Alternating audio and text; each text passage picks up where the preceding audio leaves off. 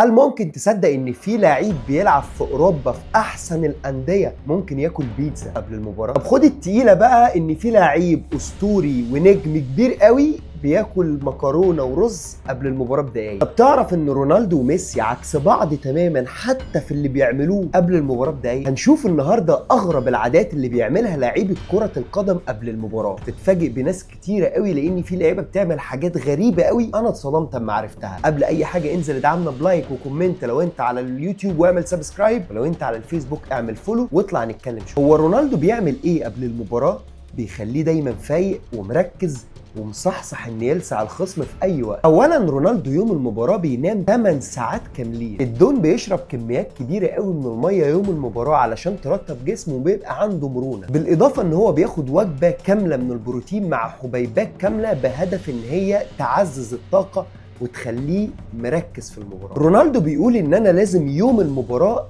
اسمع مزيكا على قد ما اقدر لان هي بتحسن مودي، هي بتخليني اكثر هدوءا، هي بتخليني اكثر تركيزا. ده غير ان رونالدو اما بيصحى بيحاول ان هو يقف بنفس الوضع اللي بيقف فيه وهو بيشوط الفاول. ايوه انت عملته، هو ده صح. بيقف لعده دقايق لان ده بيزيد من تركيزه، بيركز جدا في المباراه، بيركز جدا في الخصم اثناء هذه الوضعيه. رونالدو عنده روتين بيعمله قبل المباراه بدقايق اول ما بيوصل غرفه خلع الملابس. اما اغرب حاجتين بيعملهم رونالدو قبل المباراه مباشره انه بيقف قدام المرايه لفترة طويلة يتأمل في نفسه.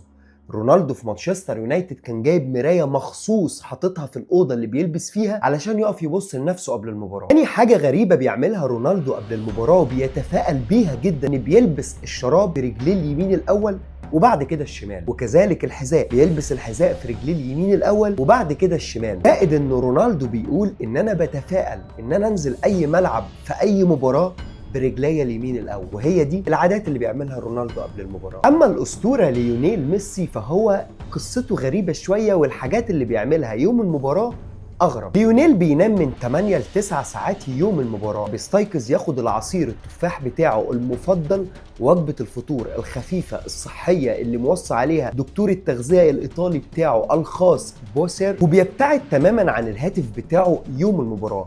ميسي قال كده، قال انا ما بحبش ان انا ارتبط بالموبايل يوم المباراه لان ده بيحط عليا ضغوط، ده بيخليني اتابع الاخبار اكتر. ميسي بيحب يسمع الموسيقى الارجنتينيه يوم المباراه، بتزود من تركيزه وبتخليه اهدى. ثم يوم المباراه بعد كده بيعمل تامل ذهني لمده نص ساعه، بيقعد يتخيل فيها مواقف هيتعرض ليها اثناء المباراه، ثم بيتخيل لمسته الاولى للكوره. دايما كان بيفكر في دي كتير ميسي، ولذلك تجد ان اللمسه الاولى عند ميسي حكايه. ميسي يوم المباراه بيحب دايما اكل يكون فيه زيت زيتون لان بيقول ده بيديني طاقه وبيعزز النشاط اكتر واكتر عندي. قبل المباراه من 4 ل 5 ساعات ميسي لازم ياخد له قيلوله. يعني ايه قيلوله دي لو سمحت؟ يعني ينام جزء من الوقت ما بعد الظهر، يعني ينام ساعه بعد، ساعد ان هو يكون مركز اكتر ويكون نشيط اكتر في المباراه. ميسي عكس رونالدو تماما في اجواء ما قبل المباراه بقى بدقايق. يعني ميسي بيمسك رجليه الشمال يبوسها ثم يلبس الشراب ثم الحذاء، اما رونالدو كان بيبتدي باليمين. ميسي قبل ما بينزل عمليات الاحماء قبل المباراه مباشره لازم ياخد وجبه خفيفه زي موزه، زي شريحه خبز، زي عسل ابيض. اما ال60 دقيقه اللي قبل الماتش مباشره فميسي قال ان انا بقعد صامت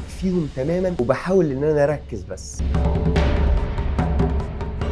تعالوا نشوف فتى برشلونة الذهبي لامين يامال صرح قبل كده وقال انا دائما ما بتمرن مع كلابي، لان انك تتمرن مع كلاب ده امر صعب جدا جدا جدا، وده زادني ثقة في ارض الملعب. اما كيليان امبابي قال ان انا بحب اخد مكرونة او رز قبل المباراة مباشرة لان ده بيزود طاقتي وبيزود سرعتي وبيزود حماسي في المباراة. لو رحنا لواين روني مهاجم مانشستر يونايتد اللي قال حاجة غريبة جدا بيعملها قبل المباراة، وهو ان بياكل فول مدمس قبل كل مباراة، وقال انه بيتفائل بدوت وان ده بيديه طاقة كبيرة قوي قبل كل مباراة. اما بقى ماريو بالوتيلي فالراجل ده كان بيجيب بيتزا او برجر قبل كل مباراة بساعة، واما فسر دوت قال ان ده بيزيد من طاقتي ومن حماسي وبيخليني اقوى كل مباراة. ودي كانت اغرب عادات لعيبة كرة القدم بيعملوها قبل كل مباراة. قول لي ايه هي اغرب عادة انت شفتها في الفيديو معانا النهاردة لاي لاعب.